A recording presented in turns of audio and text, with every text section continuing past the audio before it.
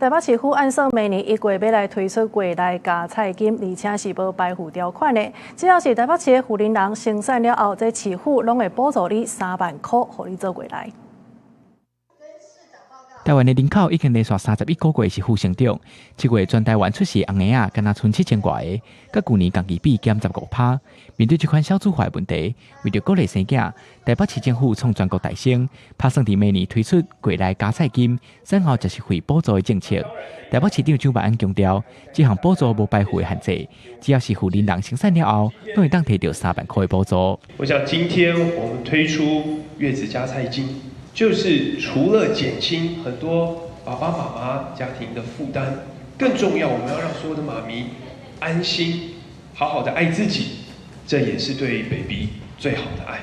另外，台北市府未來嘛會針對生育相關的政策擴大實施，親像因為疾病或者是治療可能影響生產的女性，明年開始，領導人的補助上限會使摕到7萬支。另外，今年10月還會推出新手家庭特別門診，產婦坐車的補助金也按原本的8000點提高到1萬點。納入這個25到40歲，那因為疾病或是治療可能影響的這個女性，我們把這些都涵蓋進來。那之後呢，保存，因為它需要拿出來使用，所以保存費呢，那我們把它放到這個4年12000元，那可以及時的來使用，那讓這個凍卵的效果可以更加的一個發揮。所以我們有4個專師來照顧，醫師、護理師、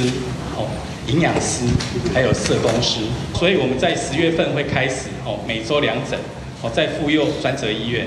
大概就是在禮拜2跟禮拜4的下午。台北市府講，針對教育方面，市府也打算提供讀私立幼兒園的補助，5歲囡仔每學期增加5000塊，若2歲到4歲囡仔，賣將原本補助的條件放寬，希望透過政府的力量減輕父母的負擔，也增加民眾生囝的意願。記者桂宗林、謝桂林台北報道。